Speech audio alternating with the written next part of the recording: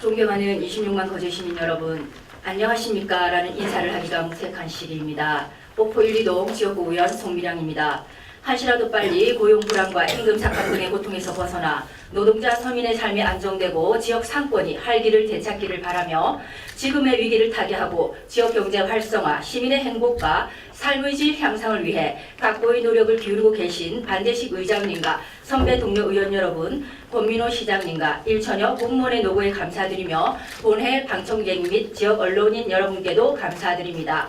첫째, 조선업 신규 수주 및 물량 지원 대책을 포함한 발전 전략 수립을 촉구하도록 정부에 건의해야 합니다.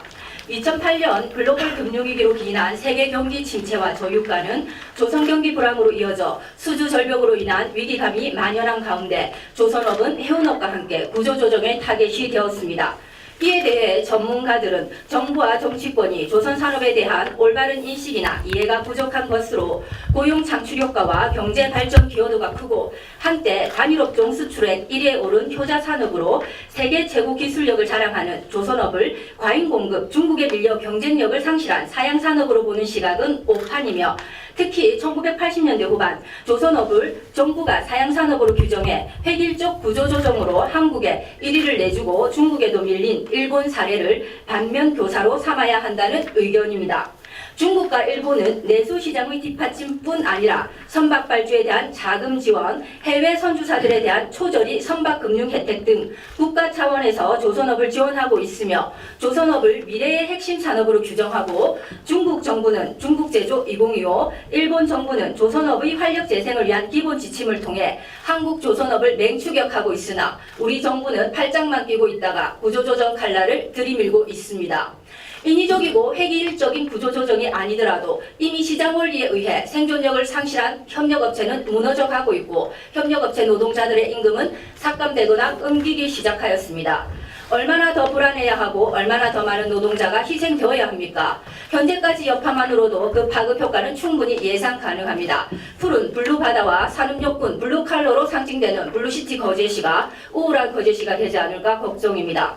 구조조정이 능사가 아닙니다. 한국 조선업계 어려움은 세계 경기 불황에서 온 것이며 여전히 세계 1위 조선 강국으로서의 위상과 기술력을 인정받고 있습니다.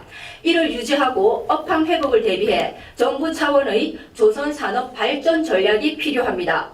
조선업 신규 수주 및 물량 지원 대책을 포함한 발전 전략 수립을 촉구하도록 정부에 건의해야 합니다. 둘째, 삼성중공업 협력사 직원의 6개월 제한이 폐지되도록 행정이 적극 나서야 합니다. 조선 경기 불황으로 가장 먼저 가장 극심하게 고통받는 이들이 하청 노동자들입니다. 필요시에 노동자들을 저임금 비정규직 하청 노동자를 채용하고서 이제는 필요 없으니 어쩔 수 없으니 나가라고 하는 것도 억울한데 타 업체의 취업도 막는 부조리한 제도를 고발합니다. 퇴사 6개월 제한, 동의서 문제, 총무회 승인, 노동부 신고까지 공공연하게 협력업체 직원들 사이에 떠도는 말입니다. 6개월 제한은 삼성중공업 내 협력업체에서 퇴사 후 6개월이 지나지 않으면 타 업체에 취업할 수 없다는 내용입니다.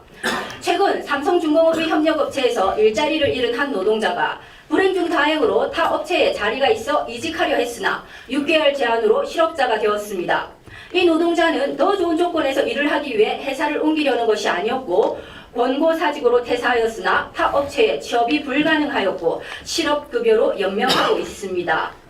근로자의 능력이나 체력으로 보아 부적당한 근로에 의해서 근로자의 생명, 신체, 정신 등에 위해가 미치는 것을 방지하기 위해 일정한 근로자의 일정한 업무에 취업을 제한 내지 금지하는 취업 제한, 재직공직자 취업 제한, 성범죄자 취업 제한 등은 법으로 정해져 있습니다. 그러나 삼성중공업 협력업체의 6개월 제한은 법적 근거가 전혀 없으며 상식적으로도 납득이 되지 않습니다. 설상 노동자가 더 나은 환경에서 더 나은 처우를 받으며 일하기 위해 이직하더라도 인정해야 합니다. 경영자는 본인이 운영하는 업체가 노동자들이 와서 일하고 싶어하는 업체가 되도록 노력하는 것이 타당한데 타 업체의 취업을 금지하는 억지를 쓰고 있습니다. 게다가 회사에서 노동자를 해고하였음에도 불구하고 타 업체에 입사를 못하도록 하는 것은 무슨 심보입니까? 노동자 개인이 이 사안을 처리할 수 없습니다. 성과신고 둘째치고 소위 블랙리스트에 등재되어 영영 취업이 어려워질까 노동부에 신고하기가 꺼려지고 또한 근로감독관이 현장 점검이나 조사 시에 불성실하다는 불만이 많습니다. 시민인 노동자를 위해 행정이 나서서 협력사 대표협의회에 요구하여야 합니다. 또한 노동 현장에서 일어나는 불법과 노동자 권리 침해 행위에 대해 제대로 된 감독과 시정 조치가 가능하도록 고용노동부와 산하기관 등에 협조 요청할 것을 당부드립니다. 경청해 주셔서 감사합니다.